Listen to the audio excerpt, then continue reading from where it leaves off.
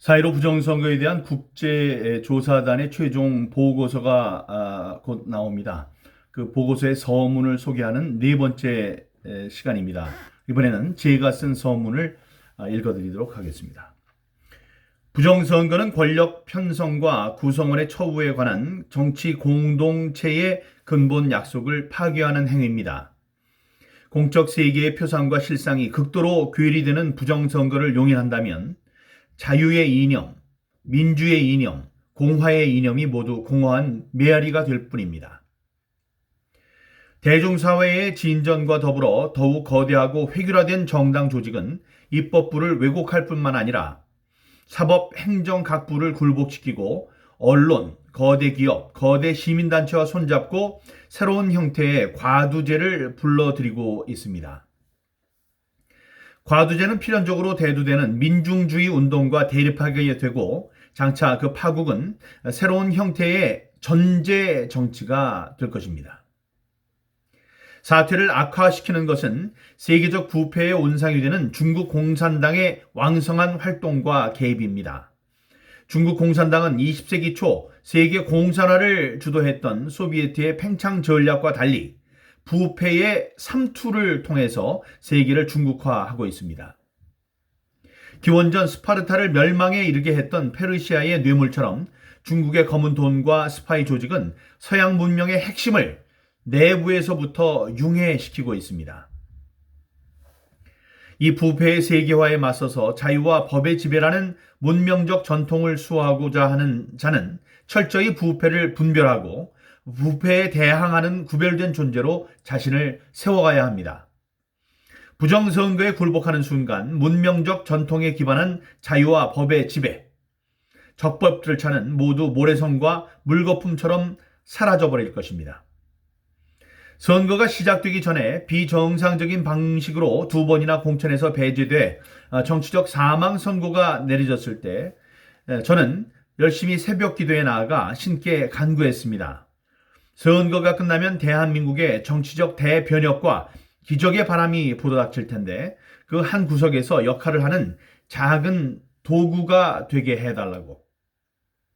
그 기도는 공천이 되는 것은 물론 당선이 돼서 현 정권보다 더 정의로운 다음 정권의 탄생을 위해 애쓰는 나의 모습을 상정한 것이었습니다. 그러나 선거 뒤에 불어닥친 정치적 대변혁과 기적의 내용은 제가 상상한 것과는 비교도 되지 않는 큰 것이었습니다. 그렇게 하나님의 뜻은 항상 우리의 생각을 뛰어넘습니다. 저는 당일 선거에 나와 맞선 두 후보를 여유 있는 차로 이겼습니다. 그러나 사전 투표에서 패배했습니다. 그런데 관내 사전 투표에서 제가 얻은 표를 1이라고 가정할 때 관외 사전 투표에서 얻은 표의 비율은 0.39였습니다. 저와 상대한 민주당 후보의 비율도 0.39, 제3 후보로서 같은 좌파인 민주당의 표를 잠식한 정의당 후보의 비율도 0.39였습니다. 어떻게 1위, 2위, 3위 후보 모두의 관내 사전 대 관외 사전 득표 비율이 일치할 수 있었을까요? 이런 일이 자연히 벌어질 수 있는 확률은 도대체 얼마나 될까요? 명지대 물리통계학과 박영하 교수는 이번 선거 결과에 대해 동전 1000개를 던져서 모두 같은 면이 나올 확률이라고 했습니다. 한림원 원장을 역임한 서울대 통계학과의 박성현 명예교수는 지난 선거의 수치 전반에 대해서 하나님이 만들지 않았다면 조작이 틀림없다고 단언한 바 있습니다.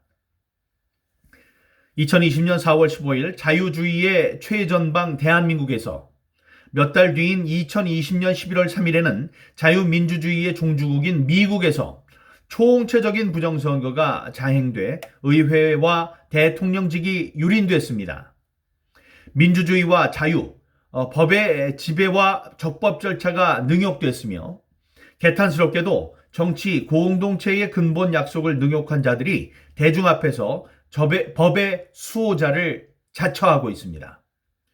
기적을 바라며 기대의 끈을 놓지 않고 거대한 적과 맞서는 사람들만이 자유민주주의를 만끽할 자격이 있습니다. 더운 여름에 영상 30도를 넘는 땡볕과 한겨울 영하 18도의 한파에도 불구하고 대한민국 거리거리에서 깃발을 함께 흔들어준 이름 없는 자유민주 시민들과 진실이 승리하는 그날, 기쁨을 함께 나눌 수 있게 되기를 바랍니다. 이 책은 민주주의 파괴의 최전선에서 피눈물로 써내려간 항전과 저항의 기록입니다. 1776년 독립선언과 함께 탄생한 천부 인권에 바탕한 자유민주주의는 아직 건장합니다. 시리에 빠지기보다 더 웅장한 미래를 꿈꾸며 신발끈을 고쳐매야 할 때입니다. 애니첸 회장님 이하 일일이 이름을 거론할 수 없는 수많은 분들의 노고에 감사드립니다. 그들의 수고는 하늘에 기록될 것입니다. 2021년 2월 11일 민경욱 국투본 상임대표.